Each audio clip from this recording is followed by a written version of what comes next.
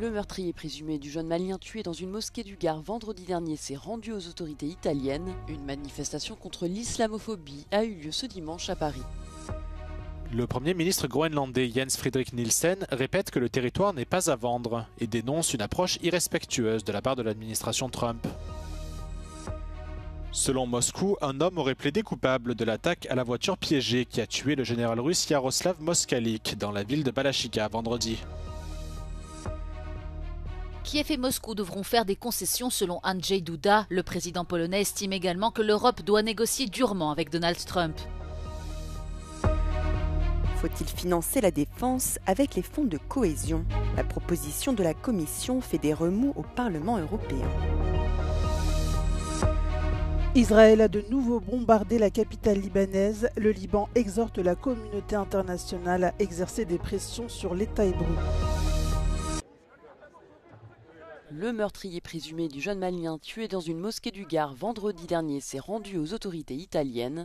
Plusieurs centaines de personnes avaient manifesté ce dimanche à Paris pour dénoncer l'islamophobie, la victime ayant été tuée alors qu'elle priait. Là pour apporter notre soutien, pour dire que ce genre d'actes n'ont pas leur place ici et faire en sorte que ça n'arrive plus. Nous avons un système, nous avons un État qui a peur et c'est cette peur-là qu'on prend en plein fouet, mais en face, nous sommes là, le peuple il est là, le peuple français il est là et personne n'a peur. L'auteur de l'attaque, un Français issu d'une famille bosnienne, avait filmé son acte avec son téléphone portable. Lors de l'agression, il avait proféré des insultes contre Allah et exprimé son intention de tuer au moins 2 autres personnes afin de devenir un tueur en série. Les dirigeants français ont unanimement condamné l'attaque et le ministre de l'Intérieur Bruno Retailleau a rencontré la communauté musulmane du Gard ce dimanche.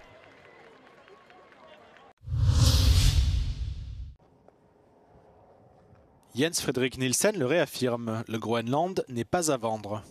Le nouveau Premier ministre de ce territoire autonome du Danemark a de nouveau tempéré les ambitions expansionnistes du président américain Donald Trump, après une rencontre avec son homologue danoise Mette Frederiksen dimanche. S'adressant aux médias après leur réunion, Jens Frederik Nielsen a fermement critiqué les récentes déclarations du président américain. The talks from the United States have not been respectful. The words used have not been respectful. And that's why we need to, in this situation, stand together. And in Greenland, we're willing to do that with all the countries that wants us good and wants to respect us. Donald Trump a exprimé à plusieurs reprises son intention de prendre possession du Groenland d'une manière ou d'une autre. Un projet auquel 85% des habitants de l'île sont opposés, selon un récent sondage.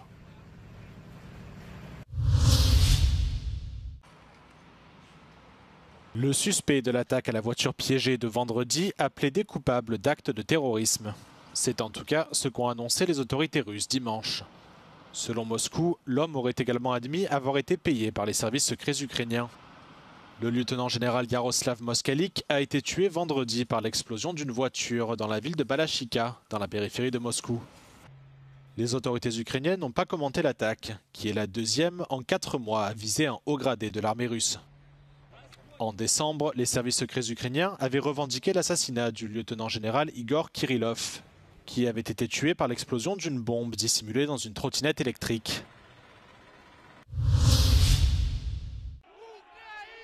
Dans une interview accordée à Euronews, Refat Choubarov, président de l'Assemblée des Tatars de Crimée, le Medjlis, a fermement rejeté les propos de Donald Trump, selon lesquels la Crimée n'aurait opposé aucune résistance lors de son annexion par la Russie en 2014. Всі наші партнери, союзники тоді виступали з позиції, що не треба провокувати Росію, що вони разом з українською державою обов'язково знайдуть форми і шляхи, як тоді говорили, розв'язання цього кризису. Я цитую те, що говорили мені, я був тоді в окупованому Криму.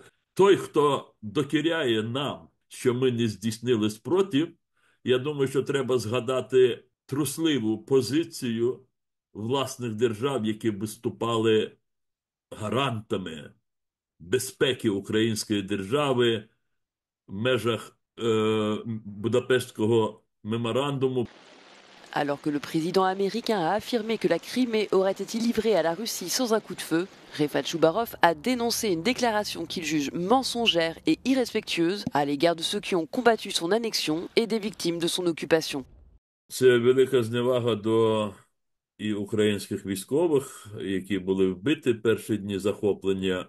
Протягом найближчих місяців з моменту окупації у травні, в червні почали насильницькі викрадання наших молодих людей. Ми їх потім знаходили деяких вбитими, деяких до цього дня ми не можемо знайти, ми не знаємо, де вони. Говорити про те, що, мовляв, Крим було взято без жодного пострілу або без жодної жертви, це просто зневажати і людьми, які були в тій ситуації, і просто зізнаватися в своєму просто незнанні тих подій.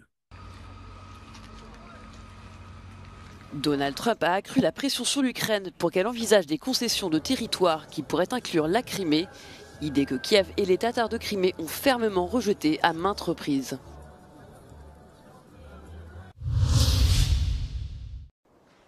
Andrzej Duda estime que l'Ukraine devra faire des compromis pour mettre fin à la guerre. Dans une interview exclusive pour Euronews, le président polonais a souligné que seul Donald Trump peut arrêter la Russie. Récemment, Washington a exhorté Kiev à accepter un accord de paix qui permettra à Moscou de conserver certains de ses gains territoriaux, dont la Crimée, occupée depuis 2014. Mais selon Andrzej Duda, les deux parties devront faire des concessions pour parvenir à une paix durable. To musi być kompromis. To znaczy de facto ten pokój powinien moim osobistym zdaniem sprowadzać się do tego, że żadna ze stron nie będzie mogła mówić, że wygrała tą wojnę, bo każda ze stron w jakimś sensie będzie musiała ustąpić. Ukraina też w jakimś sensie będzie musiała ustąpić, bo tak prawdopodobnie się to stanie. W jakim zakresie? Mnie jest trudno na tym etapie odpowiedzieć. Concernant les tarifs douaniers, Andrzej Duda a expliqué que l'Europe devra négocier durement pour parvenir à un accord mutuellement bénéfique. Il considère que Donald Trump est un politicien atypique. Był właścicielem kasyn, więc to jest człowiek, który jest nauczony specyficznej gry biznesowej i ma swoje własne, od pewnie dziesięcioleci wypracowane twarde metody biznesowej gry, przenosi je do polityki i bardzo twardo gra. Ale ja właśnie tak na to patrzę, że to jest po prostu pewna rozgrywka biznesowa, którą do polityki wniósł w tej chwili prezydent Donald Trump i twardo ją prowadzi w swojej drugiej kadencji. Trzeba z nim negocjować, trzeba z nim prowadzić twarde negocjacje, po prostu. Andrzej Duda a accordé cette interview dans le cadre du sommet trilatéral qui vise à renforcer la sécurité dans les relations internationales. L'intégralité de l'entretien pourra être visionnée samedi dans le cadre de l'émission The Europe Conversation.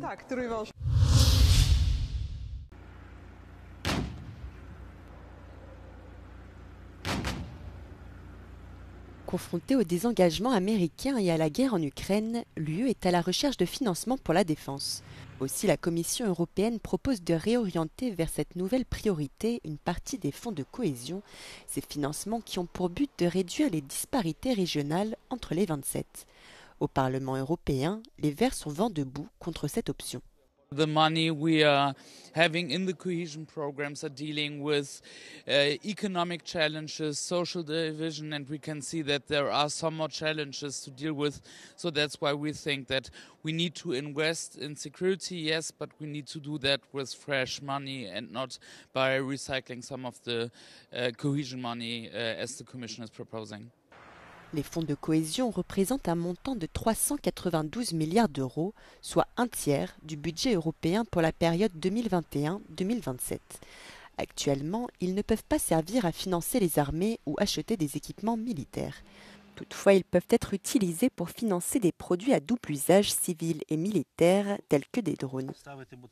Wzmacnianie mostów, dróg dojazdowych przy granicach z Rosją, Ukrainą i Białorusią, budowanie schronów pod budynkami użyteczności publicznej, czy też przygotowywanie szpitali na ewentualny konflikt zbrojny.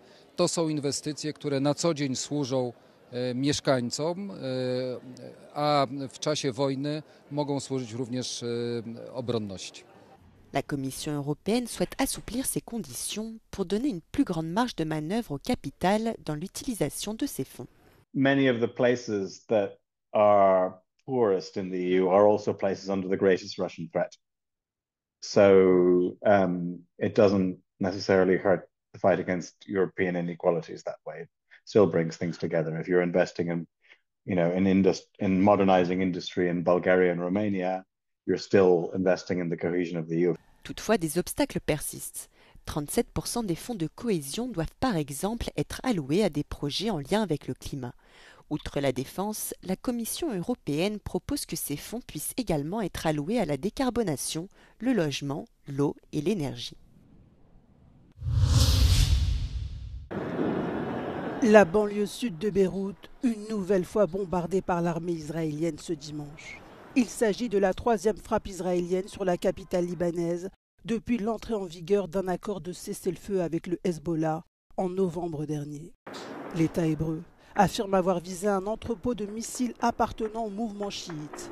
Plus tôt dans la journée, l'armée israélienne avait appelé à évacuer un faubourg du sud de Beyrouth de manière urgente, laissant présager une frappe sur des installations dans cette zone. Des chaînes de télévision locales ont rapporté que le bâtiment ciblé était un hangar et ont diffusé des images montrant un important incendie. Après cette attaque, le Liban a exhorté la communauté internationale à faire pression sur Israël pour qu'il mette fin à ces attaques quasi quotidiennes contre les régions du sud et de l'est du pays. Il a également demandé à l'État hébreu de retirer ses forces du territoire libanais qu'il occupe encore.